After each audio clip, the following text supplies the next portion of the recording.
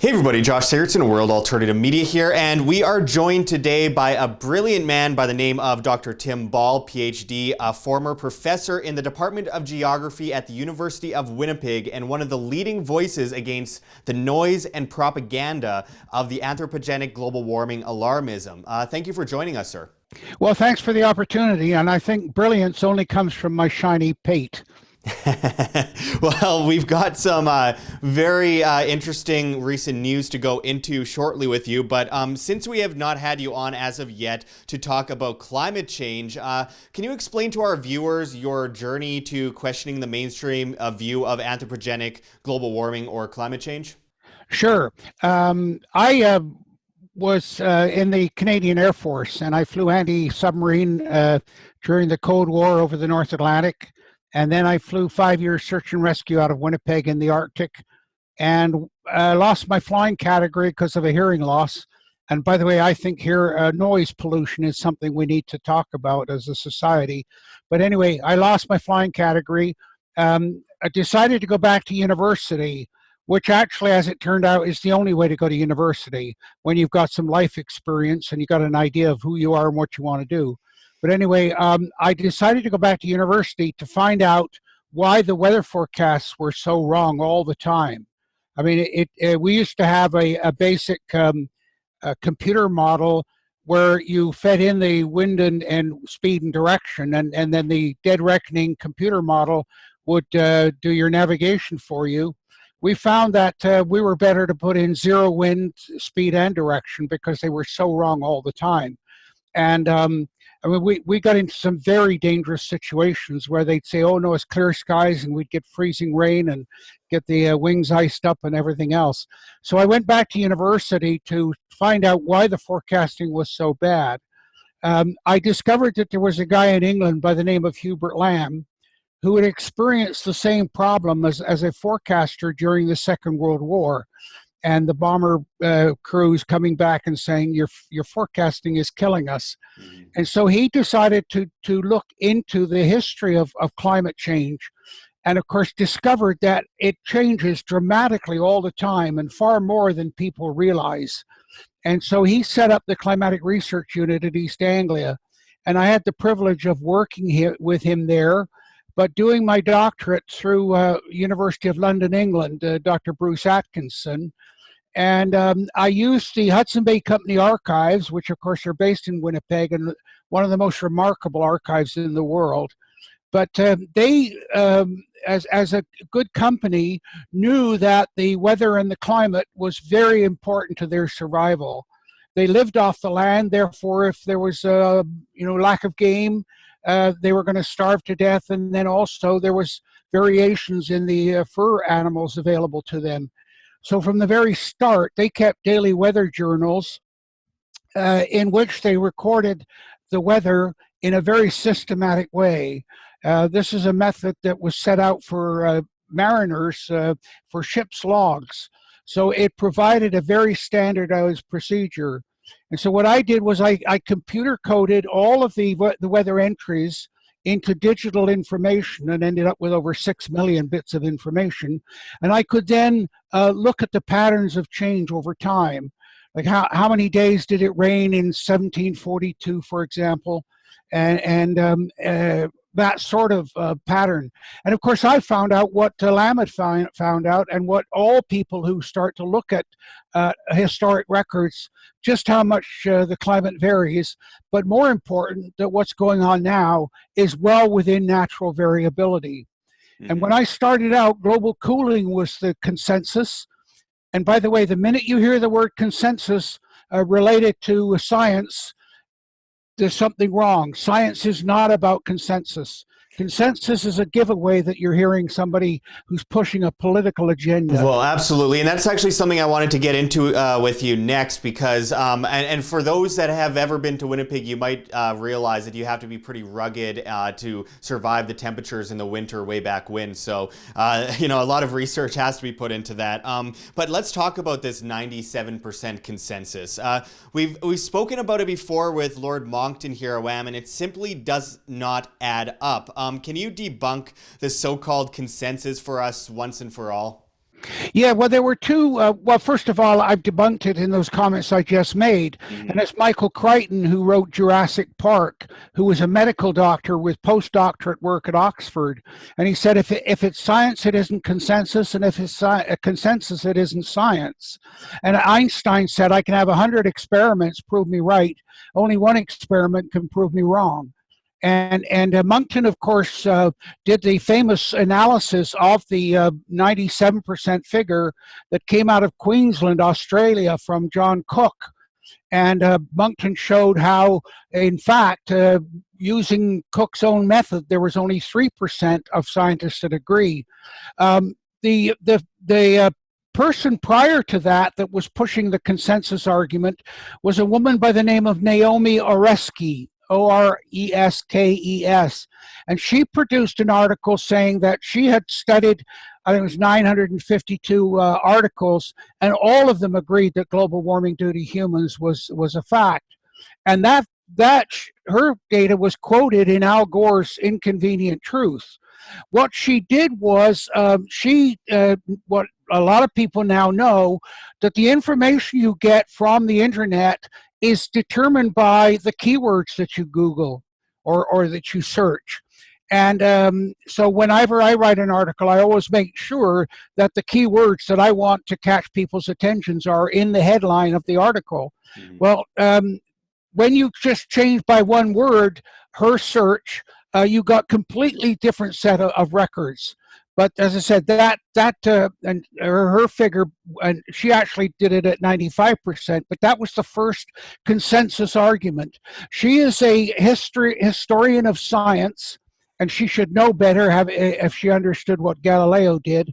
But she works at the Scripps Institute, the Oceanographic Institute on the West Coast in California.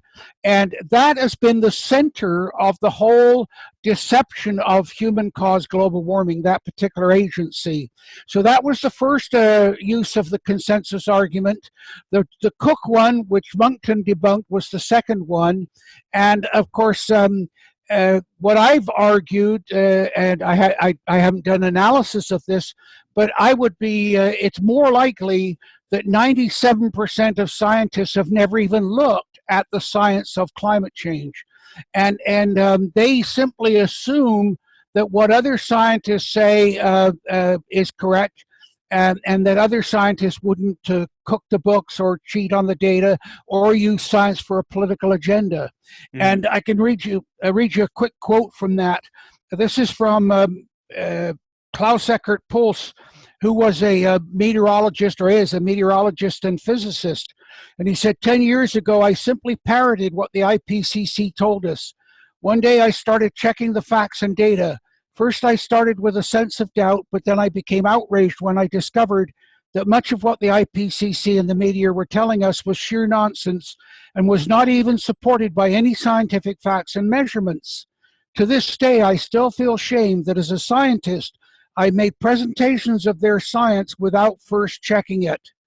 And that's what's going on with the whole consensus argument. And of course, the one person that pushed it with Obama was the first world leader to use it, and his science advisor was John Holdren. And John Holdren wrote books back in the 70s with Paul Ehrlich and the population bomb, and that was at the center of this whole environmental and climate hysteria. Hmm. So that's where it really took hold. Yeah, and even Lord Monckton will say that while carbon does somewhat affect the climate, but to such a minimal extent that it's irrelevant to the narrative that's being pushed. And I find it interesting that we have, in so many cases, there you could say that for so many different types of, or the scientific communities around the world on a mainstream scale, is that you see a lot of almost blackmailing, blacklisting anyone goes against a quote-unquote consensus, and they are given the title of a denier with all the Holocaust connotations, something that is really troubling when it comes to actually looking for answers. I mean, why is there such an alarming mainstream attack on individuals who want to be skeptical and search for real answers rather than regurgitate what they're told? Well, that's what happens when you use science for a political agenda, and that was at the center of one of my lawsuits with Andrew Weaver. But there's two things that people need to understand. One is that they need to understand how society changes its view on things, and it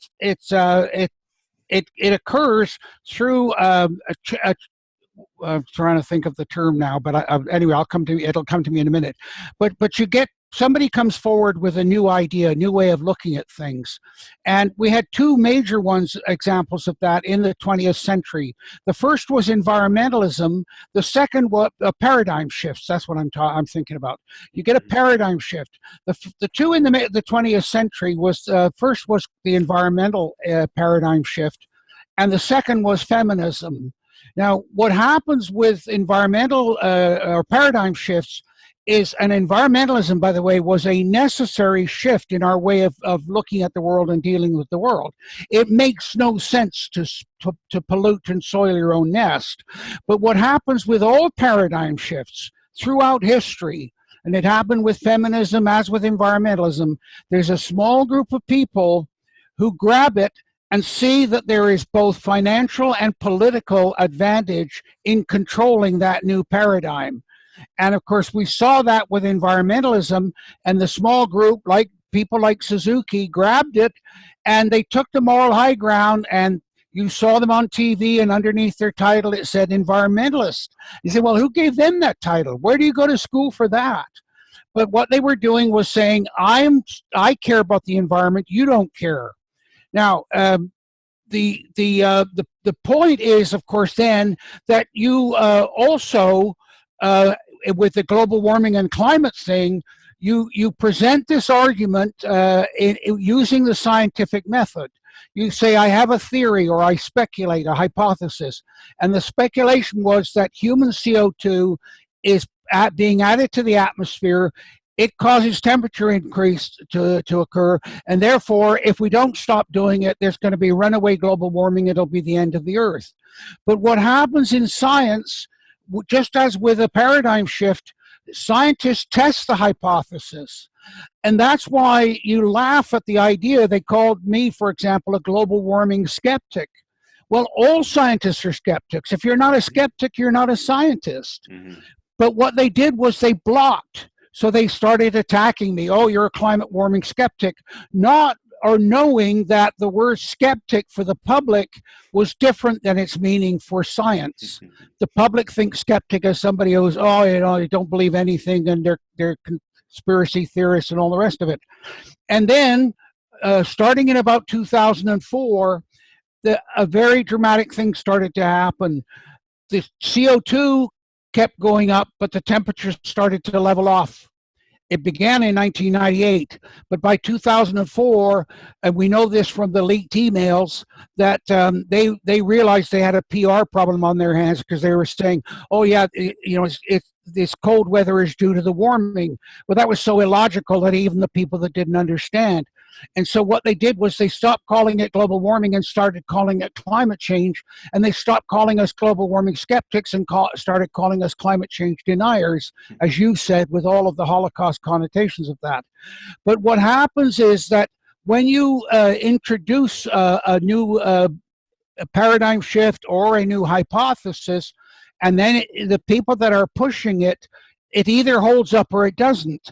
In normal science, if it doesn't withstand the skepticism, then you either modify your hypothesis or you throw it out completely. Mm-hmm. But what happened with the global warming one and with environmentalism was that as the evidence showed that they were wrong, they doubled down.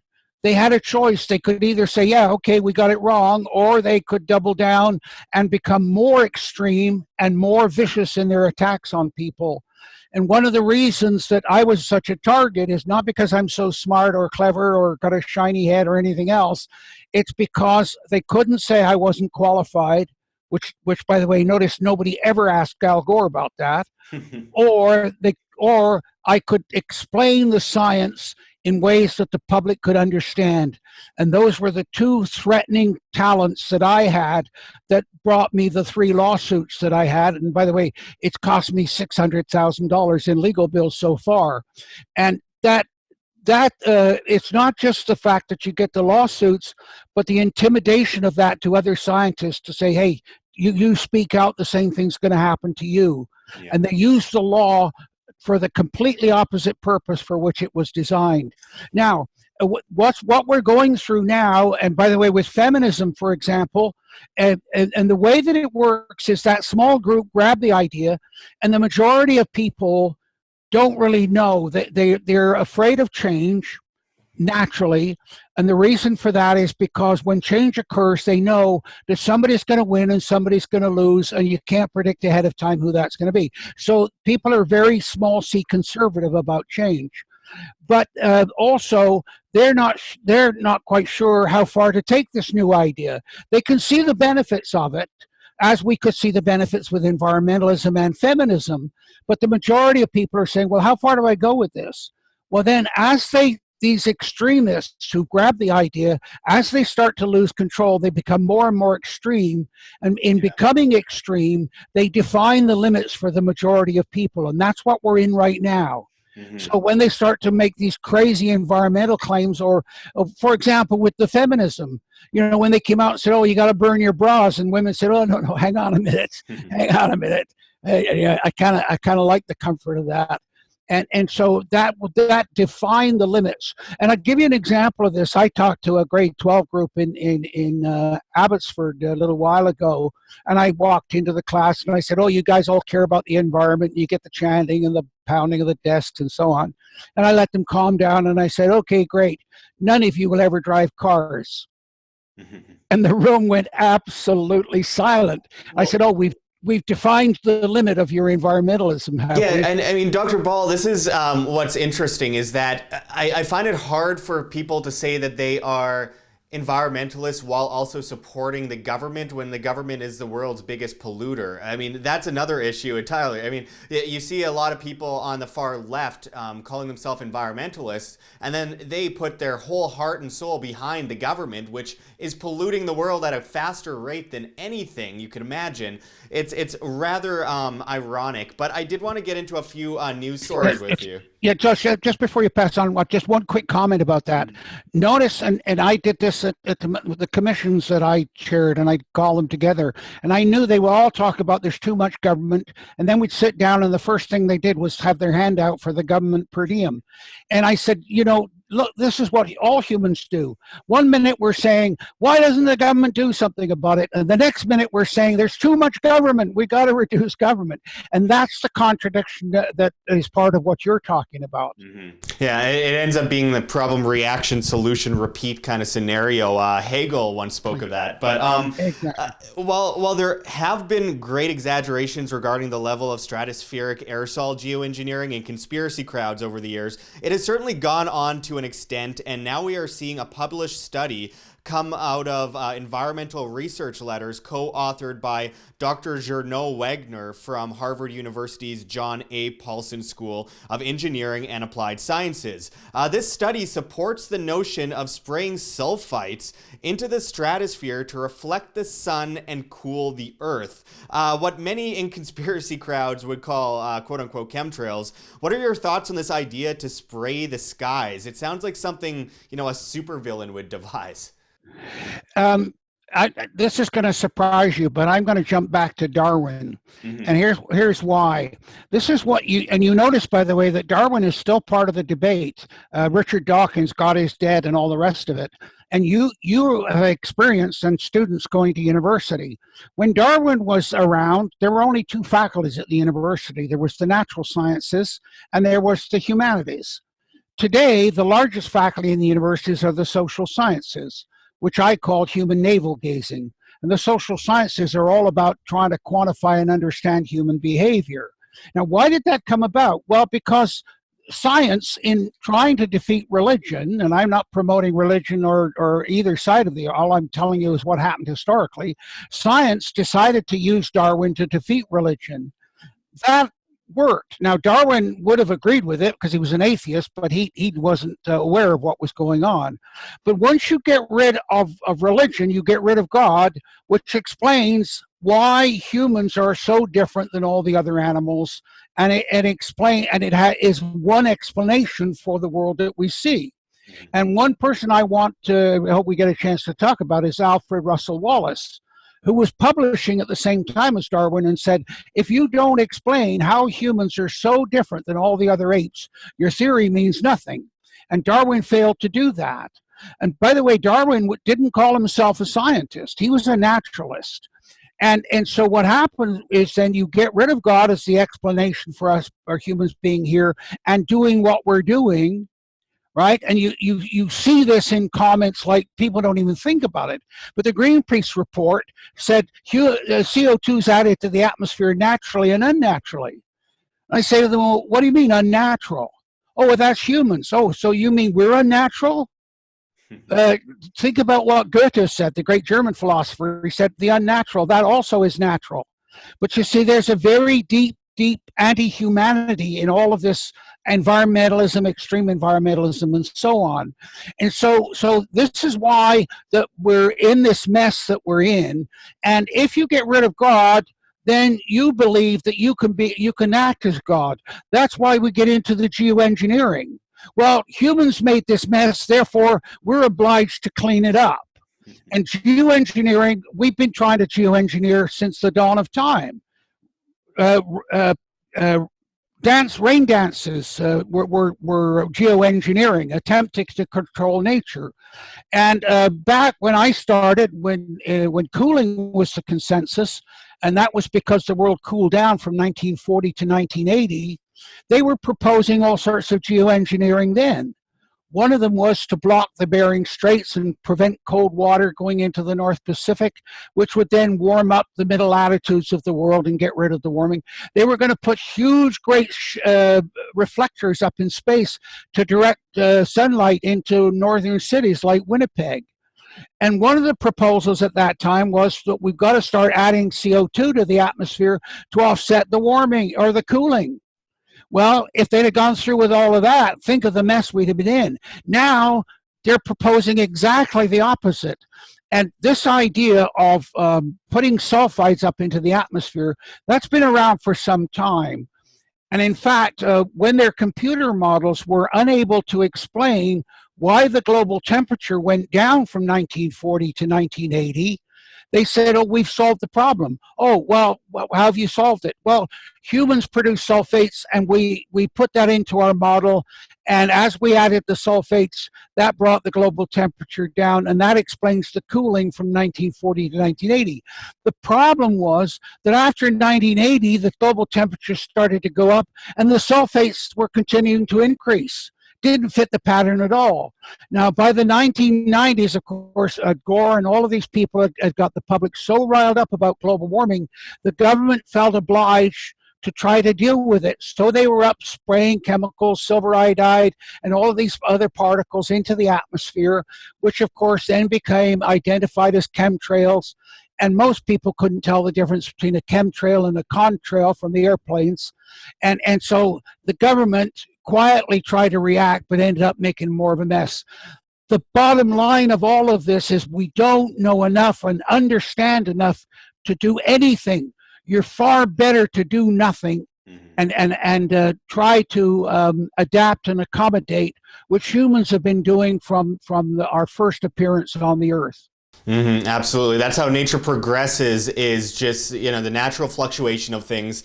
And of course, even Al Gore himself went on television a few years ago and said that the idea of spraying the atmosphere, the stratosphere, sounds absolutely crazy. I mean, this is, like I said, it's like a supervillain devised it. And I know it's made fun of a lot, anti-conspiracy crowds and stuff, but it is a real thing. Environment Canada has been talking about it for a long time. I mean, it's exaggerated to an extent by certain crowds, but it's definitely happening. Okay. Yeah, but Josh, hang on a minute. You mentioned Environment Canada, and I'll get into this a bit more later, but Maurice Strong, who set up the IPCC as part of the Agenda 21, which is a world governance, okay, when they set up the IPCC, they gave them a definition of only looking at human causes of climate change. And you can't possibly do that unless you understand natural climate change. And the human portion is so small, you couldn't separate it out anyway. I mean, this is one of what's laughable about the whole CO2 issue. CO2 is only 4% of the greenhouse gases, and the human portion is 0.2% of that 4%. And if everybody left the planet, and I mean, they took everybody off the planet and left one person behind, and that person's job was to measure the change in CO2 caused by getting rid of all the people off the planet, she would not be able to measure any difference in the level of CO2 in the atmosphere. That's how stupid this whole thing is. But as I said, Al Gore and all these people got into this. They saw the political agenda. But you mentioned Environment Canada. When Strong set this up, he did it through the World Meteorological Organization, which is made up of the weather offices of every country in the world. In other words, he set the whole scam up through the bureaucracy. And Environment Canada have been pushing the politicians and pushing this whole agenda. This is the biggest deep state story and fake news story in the history of the world. And it was done deliberately through the bureaucrats who are unaccountable to anybody. And as Mary McCarthy said, defining a bureaucracy, she said, bureaucracy is the rule of nobody. It's the modern form of despotism. And that's exactly what we've got going on right now. Absolutely. And weather is the most unpredictable thing on Earth. It makes up nature itself. Therefore, it's incredibly easy to scare people into being taxed more and more dependent on the government using this simple scare tactic. And every time there's a fire or an earthquake or a blizzard, it's blamed on climate change, and the media propagandizes people to support new government policies. It's kind of like certain Christian or Islamic groups blaming earthquakes on gay people. It's simply not rational. So with the latest fires in California, we are seeing a new report come out of the National Climate Assessment, NCA, claiming we are all in dire danger of even an economic crisis by the year 2100, which Trump has actually been blasted for shrugging off. What are your thoughts on the continued fear-mongering and how they actually think that less centralization and less government intervention is going to lead to an economic crisis all the way in 2100? Okay, first of all, that U.S. fourth report on climate and environment was written by the people at NOAA and other government bureaucrats. And the people at NOAA, that's the National Oceanographic and Atmospheric Administration, which is the American equivalent of Environment Canada. Their forecasts of the two recent hurricanes, Florence and Michael, were absolutely wrong. So in a 4-day period with a very extreme event, which they could monitor by satellite, they still got it wrong. They got the wind speeds wrong, they got the direction wrong, they got every bit of it wrong. And of course they're claiming that, oh, these are the most severe hurricanes ever. It's absolute rubbish. It was a hurricane in 1900 that flooded Galveston, Texas, and 12,000 people died, drowned. So NOAA are the people that can't even get the 4-day forecast right, but they're the ones that were behind this report to the U.S. government because they're part of, as I said to you, this world agency. And so they took the IPCC report findings and they used them in their report to the U.S. government of more severe weather, more storms, and so on. But they were a major author of that IPCC report. So in other words, they're quoting themselves. This is the incestuous nature of what's going on with this deep state issue. Now, take that and then look at the fact that fires are the most natural, one of the most natural things on the planet. They are nature's way of getting dead material, dead debris, and allowing the whole process of entropy to go through. Fires, there are fewer fires in North America now than there were when Europeans arrived in the 16th century. And we know that because off the coast of California, for example, when you take sediment cores, You get the layers of sediment from the soil washing off the land, and then you get the layer of carbon that indicates extensive forest fires on the land.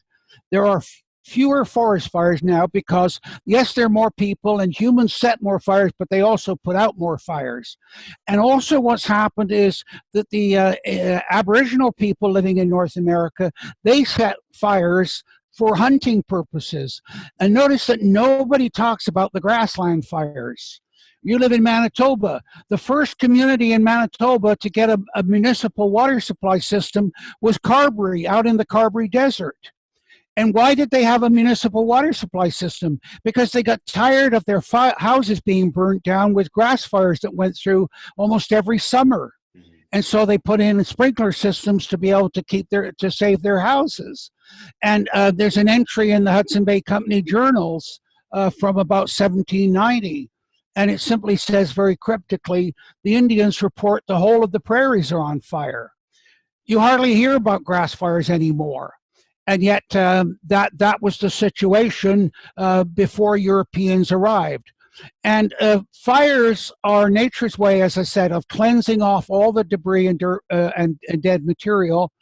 And in forest fires, what happens is that you get two types of fire.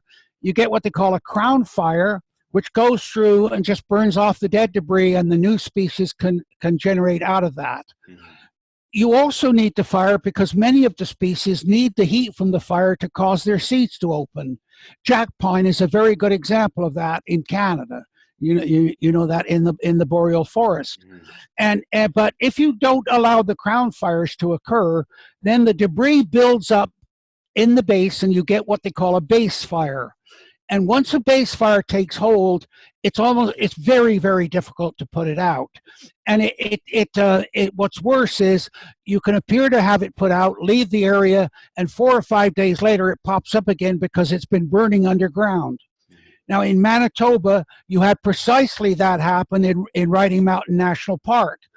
The Parks Canada people decided that they were going to stop forest fires in federal parks, and they kept putting out the fires in the Riding Mountain. And then and you can see the effects of this back in about 1950 or so. A fire took a hold, and they couldn't put it out, and it just devastated the whole Riding Mountain area. Now the Americans were doing better in that the American government were doing controlled fire management, which was reasonable. But then starting in about 1980, because of the environmentalists attacking them for setting fires, and because now all of the bureaucrats were graduates from a complete school system that had indoctrinated them into extreme environmentalism. So now all the bureaucrats are saying, yeah, you're right, we're going to stop burning the forests. That caused a turnaround in the U.S. Now you see the effects of that in California, where the fire goes through, they couldn't put it out, and Trump was absolutely correct in his assessment of that. And so it's actually Governor Brown, who's the idiot governor of this state, that's the cause of the problem. And so that's a quick summary. I noticed, by the way, California has a very unique climate type. It's what we call a Mediterranean climate because it's the same climate that you get around the Mediterranean. And that's where you get 70% of your precipitation is in the winter.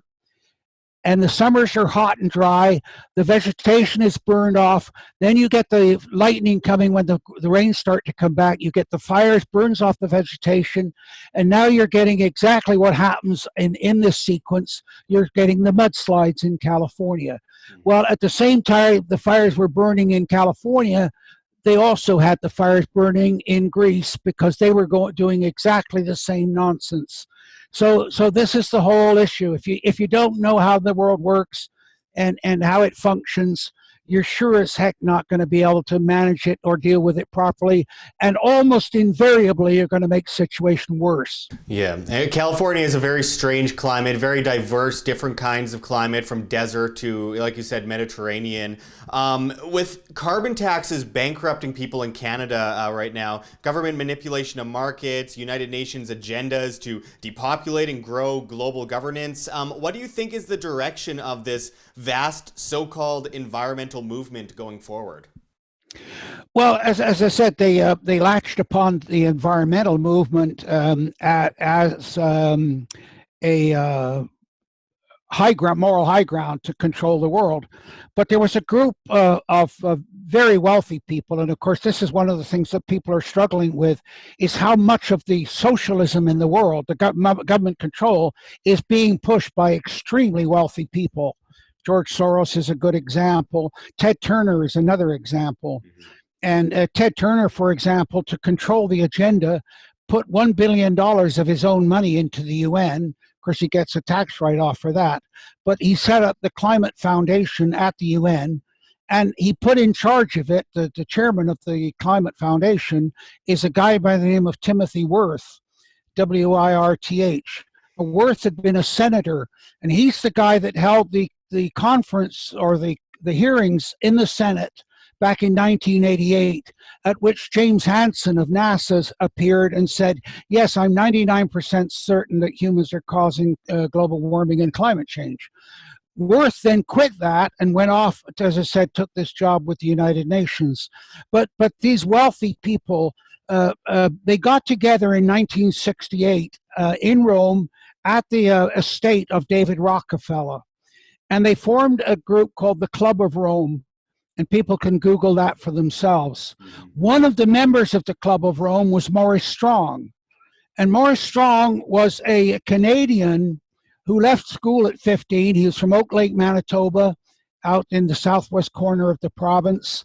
And he left, went to the States as a young man, ended up making a fortune in oil.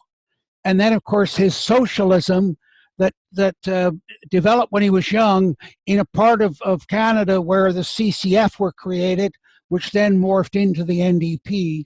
He went to the States, made a lot of money, but as he said, I'm a socialist politically, but a capitalist economically.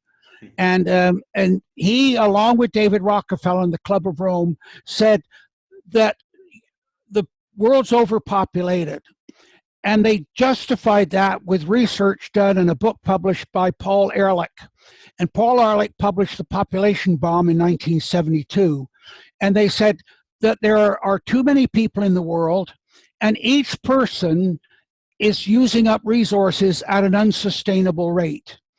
And therefore, we've got to reduce the world population. And Ehrlich published a book with John Holdren, who I mentioned earlier, Obama's Science Czar. They published a book in which they are arguing that with the existing constitution, the government can introduce compulsory abortions. This is how far these people were going with this. But they then said, okay, every person is using too many resources, so we want an overall reduction. But before we do that, we've got to nail the people that are using up resources faster than the others, and that's the industrialized nations. And Elaine Dewar, who was an investigative journalist for the Hamilton Spectator, she started to write a book praising all of the Canadian environmentalists, like Elizabeth May and David Suzuki and Maurice Strong.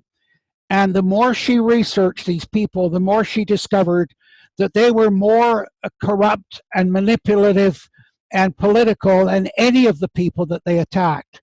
So she ended up writing an exposure of them, a book called Cloak of Green. In other words, they put on the cloak of green, and as somebody said, they're watermelons, they're red on the inside. She spent 5 days with Maurice Strong at the United Nations, where he had gone to set up the United Nations Environment Program, because he said to her, to Elaine Dewar, she quoted him, he said, the problem for the planet are the industrialized nations, and isn't it our responsibility to get rid of them? Well, if you ask yourself the question, well, how would you do that? How would you get rid of industrialized nations? Well, if you think about the industrialized nation like a car, you can stop the car engine in 2 ways, and they're very similar because they're running on fossil fuels, okay? You can shut off the fuel supply to the engine and it will stop. But if you do that with a country, the people are going to scream immediately. That's politically impossible to do. But you can also stop the car by plugging the exhaust. So if you could show that the byproduct of these fossil fuel burning industrialized nations, CO2, was causing runaway global warming, you could then use that to shut them down. And just to give you an idea of what, I'll get to find the sheet here, but when Dewar talked to Strong at the United Nations, and she said, well, why did you use the UN? Why didn't you run for politics? He said, you can't do anything as a politician. He said, at the UN, I can get all the money I want, create anything I want, hire anybody I want, control the agenda, and not be accountable to anybody. That's exactly what he did when he set up Agenda 21 and the Intergovernmental Panel on Climate Change. And that's why I said when he set up the IPCC, he did it through the World Meteorological Organization, which then put the bureaucrats in control of the whole thing. Yeah. And after 5 days with, and I'm trying to find this piece of paper here, but after 5 days, oh, here we go. After 5 days with Strong at the United Nations, here's Dewar's conclusion. Strong was using the UN as a platform to sell a global environment crisis and the global governance agenda. And that was what was going on. And of course, they needed something that would threaten the whole world. And what better than global warming? The classic Chicken Little, sky is falling. And it allowed them then to say, look, no one nation can deal with this. You need a world government to deal with it. And they planned in the Kyoto Protocol, as they planned with the Green Climate Fund, which is the Paris Agreement, they've got a fund which will set a world carbon tax, and that it will be collected by the IMF, the International Monetary Fund. And interestingly, Maurice Strong did a lot of this beginning work with Gro Harlem Brundtland, the former Norwegian Prime Minister, who implemented, I think, the world's first carbon tax, I do believe, decades ago. Yeah, she was the Prime Minister of Norway and a very, very strong socialist. And she wrote a book on the world in crisis and published that. That was also sponsored by the Club of Rome, by the way. Mm-hmm. And the other book that they sponsored was by Dr. Meadows and his wife, and it was called Limits to Growth. And what they did was, and it was a very early, very simplistic computer model, they took most of the world's major resources, and then they said, okay, here's the amount of resource we've got. Here's the rate we're using it at now. And if we project that forward, this is the date at which we're going to run out of the resource. And that became known as the tipping point. And we saw that with oil, the peak oil. And by the way, they're now talking about peak water. They're applying the whole scam to water. But this was all orchestrated, by Strong, through the Club of Rome, through Ted Turner, and all of these very influential people that were controlling the agenda completely outside of normal governments. Most governments had no idea what was going on. Yeah, absolutely. And I mean, this gets so extensive. We could go on for hours about it. Basically, it's a lot more extensive than the media telling us that, humans bad, government good. And obviously, we like I mentioned, we could go all day about this. But Dr. Ball, we are coming to the end. Can you go into whatever any news that you want to talk about before we wrap it up? Just anything you want to talk about during this video? Very quickly, people are sick and tired of extremism. They're sick and tired of doom and gloom. They know there are problems in the world, but they are tired of being exploited by them, and they're starting to turn off. But the most important thing that's happened was the Trump election, not because of Trump per se, but because it was the final phase of the American Revolution. Rush Limbaugh says America is the last hope for freedom. He's wrong. It's the only hope for freedom. There's no other country in the world that has free speech as its number one reason for existing. And the lawsuits that I got wouldn't even have been allowed to be filed in the US. But what's happened with the Trump election was that for the first time in history, and the internet allowed ordinary citizens access to information that 20 years ago, even many governments didn't have access to. And of course, that's scaring the world leaders to death, because suddenly now the public know what's going on. Trump got around the mainstream media by using the internet and his tweaks. And I just want to, the mainstream media, and this is where we're in good state, but the mainstream media have always been the power broker and the mouthpiece for the power elite. And I just want to finish by reading you a poem from 1782. Think about what's happening in America. The revolution's just occurred. America's just been established. And here's a poem from 1782. How shall I speak of thee or thy power address, the god of our idolatry, the press? By thee, religion, liberty, and laws exert their influence and advance their cause. By thee, worse plagues than Pharaoh's land befell, diffused make earth the vestibule of hell. Thou fountain at which drink the good and wise, thou ever bubbling spring of endless lies.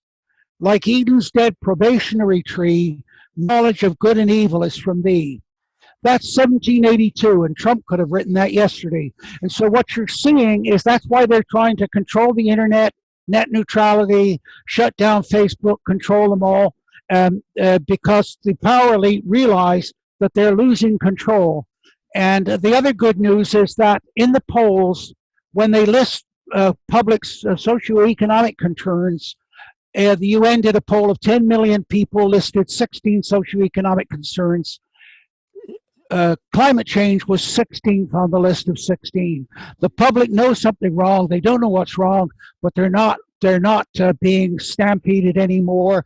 And the next phase will be, of course, the exposure of what these people have done.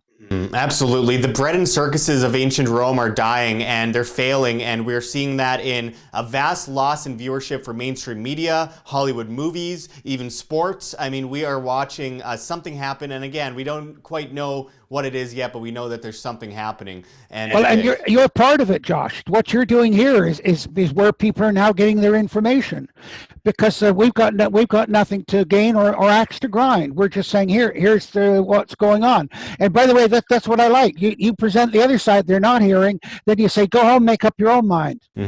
No, that's exactly it. I mean, we have to counter propaganda with people being able to challenge their views on either side, wherever they are in that argument. But Dr. Ball, I really appreciate you joining us today. Can you tell people, our viewers, where they could find more of your work and support the work that you do? Yeah, I have a website. It's drtimball.com. That's DRTIMBALL.com, all lowercase. And I publish articles regularly on there, about 1,000 words each, and make them understandable. Not to talk down to people, but the complex issues. And then, of course, I publish pretty regularly on What's Up With That, which is one of the better climate skeptics sites around.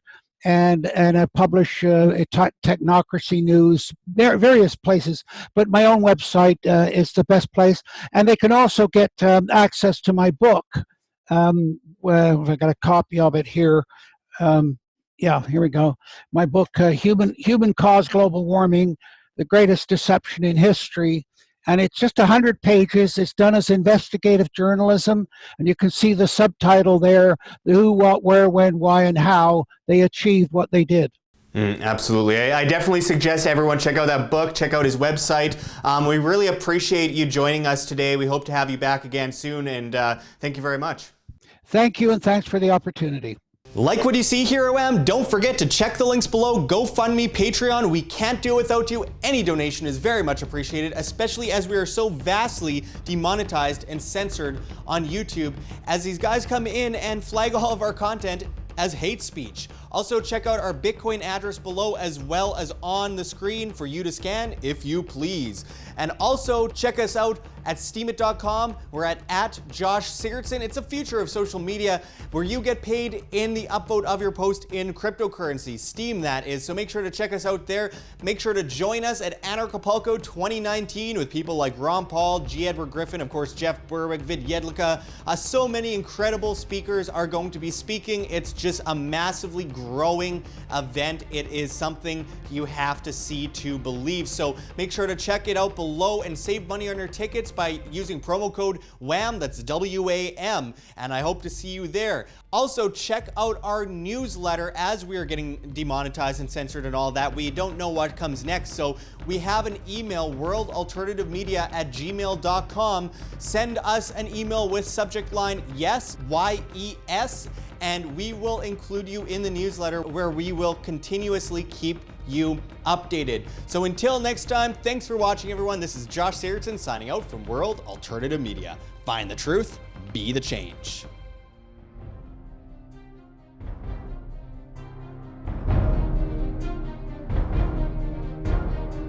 I'm sure you have already changed people's minds in your young age because you're involved, and I like that.